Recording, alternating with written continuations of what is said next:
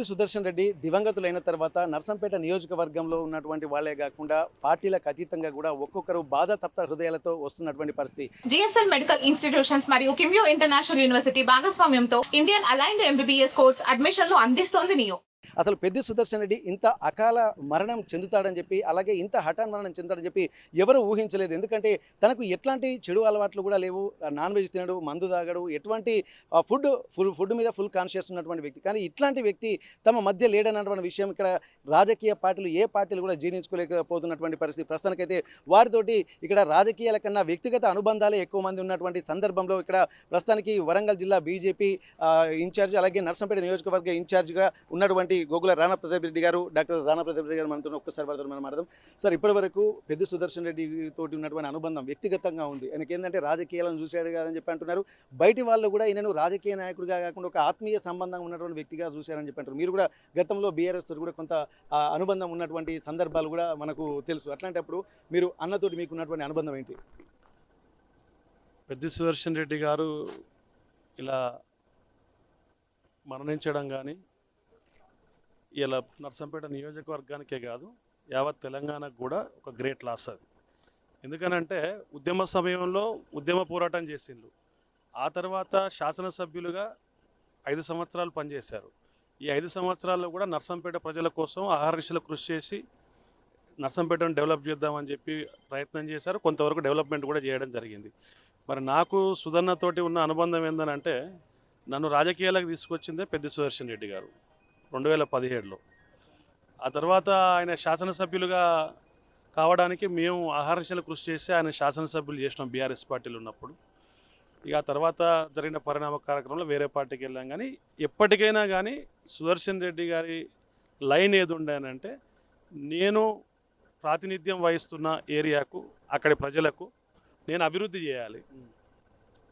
24 గంటలు ఆయన అనుకోకుండా పోకుండా మన నర్సంపేట క్యాంప్ ఆఫీస్లో 5 సంవత్సరాలు అక్కడనే ఏర్పాటు చేసుకొని ఉదయం 7 గంటల నుంచి రాత్రి 7 గంటల వరకు ప్రజలకు అందుబాటులో ఉండుకుంటా క్యాంప్ ఆఫీస్లో 5 సంవత్సరాలు ఉండడం జరిగింది. ఇప్పుడు ప్రజా దర్బార్ను అప్పుడే ఆయన ఏర్పాటు చేసుకున్నారు. 5 సంవత్సరాల కాలంలో మేము చూసాం కదా, ఆయన శాసనసభ్యులు ఉన్నప్పుడు ఉదయం నుంచి సాయంత్రం వరకు ప్రజలకు అందుబాటులో ఉండేవారు. హైదరాబాద్ పోయినా కానీ మళ్ళీ ఉదయం 6 గంటల 7 గంటల వరకే నర్సంపేటకు వచ్చేవాళ్ళు. ఎందుకంటే మేము అందరం టచ్లో ఉండి రోజు మాట్లాడుకునేది. సుదర్శన్ రెడ్డి గారు లేకపోవడం అనేది నర్సంపేట నియోజకవర్గ ప్రజలకు కావచ్చు, వరంగల్ జిల్లాకు కావచ్చు, తెలంగాణ పోరాట సమయంలో వారు చేసిన పోరాట పటిమ ఈనాడు తెలంగాణ వచ్చింది. మరి సుదర్శన్ రెడ్డి గారు మనందరి మధ్యలో లేకపోవడం అనేది చాలా బాధాకరమైన విషయం. భగవంతుడు వాళ్ళ కుటుంబ సభ్యులకు కూడా మనోధైర్యాన్ని ఇవ్వాలని చెప్పి ఈ సందర్భంగా కోరుకుంటున్నాను. ఓకేనా, ఇప్పుడు మెడికల్ కాలేజ్ తీసుకొచ్చింది క్రెడిట్ పెద్ది సుదర్శన్ రెడ్డికి అంటున్నారు. ఇక్కడ గోదావరి జలాలను కూడా ఇక్కడ తీసుకొచ్చినటువంటి ఘనత కూడా పాకల చెరువు తీసుకొచ్చింది కూడా అతనే అంటారు. మరి మెడికల్ కాలేజీకి నర్సంపేటకు సంబంధించినటువంటి పెద్ది సుదర్శన్ రెడ్డి పేరు పెట్టాలని చెప్పి అంటున్నారు. మరి మీ పార్టీ తరఫు నుంచి మీరేమన్నా దానికి సపోర్ట్ చేస్తారా? సుదర్శన్ రెడ్డి గారు ఆ మెడికల్ కాలేజీ కోసం ఎంతగానో కష్టపడారో అందులో మేము కూడా ఉన్నాం. ఎందుకనంటే ఆనాడు ఆ మెడికల్ కాలేజీ కోసం ఆ 20 ఎకరాల స్థలాన్ని సేకరించడంలో ప్రముఖ పాత్ర పోషించడం జరిగింది.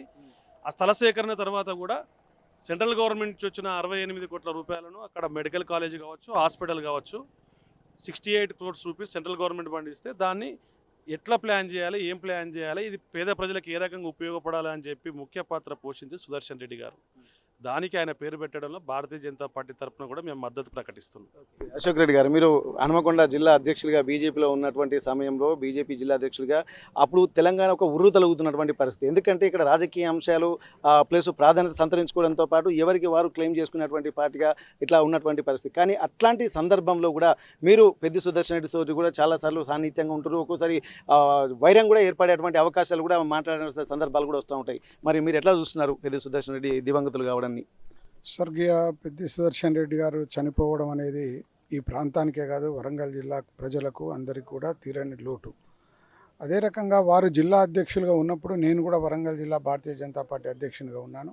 తెలంగాణ ఉద్యమం జరుగుతూ ఉంటే వారు ఒకరోజు ముందే, అన్న ఎక్కడున్నావు, మనం రేపు ధర్నా చేయాలి కలెక్టర్ ఆఫీస్ ముందు. స్వర్గీయ పెద్ది సుదర్శన్ రెడ్డి గారు చనిపోవడం అనేది ఈ ప్రాంతానికే కాదు వరంగల్ జిల్లా ప్రజలకు అందరికీ కూడా తీరని లోటు. అదే రకంగా వారు జిల్లా అధ్యక్షులుగా ఉన్నప్పుడు నేను కూడా వరంగల్ జిల్లా భారతీయ జనతా పార్టీ అధ్యక్షునిగా ఉన్నాను. తెలంగాణ ఉద్యమం జరుగుతూ ఉంటే వారు ఒక రోజు ముందే అన్న ఎక్కడున్నావు, మనం రేపు ధర్నా చేయాలి కలెక్టర్ ఆఫీస్ ముందు, ఎడ్యుకేషన్ ఇన్స్టిట్యూషన్స్కి వెళ్ళాలి, అందరినీ కూడా పిల్లలను బైకట్ చేయించాలి, ఇట్లా ఒక పార్టీలు వేరైనా ఒక ప్రణాళిక ప్రకారంగా ముందే తను మాకు గుర్తు చేస్తూ కలుపుకొని పోయే ఒక మనస్తత్వం. ఒక చిన్న వయసు 51 సంవత్సరాలు ఉన్నటువంటి వ్యక్తి ఈరోజు చనిపోవడం అనేది మేము కూడా అసలు జీర్ణించుకోలేకుంటున్నాం. పార్టీలు వేరు కావచ్చు, వ్యక్తిత్వం అనేది చాలా ముఖ్యం, మానవ జీవితం అనేది ముఖ్యం, కలిసి పనిచేసినది ముఖ్యం. అట్లా మేము కలిసి పనిచేసాం, జెండాలు వేరు ఎజెండాలు వేరు అయినప్పటికీ మేము ఒక కాన్సెప్ట్ కోసం ఒక ఉద్యమంలో పనిచేసినటువంటి వ్యక్తిగా ఆయనతో బాగా సాన్నిధ్యంగా పనిచేసాం. ఈ నర్సంపేట ప్రాంతంలో కూడా కలిసి పనిచేసాం.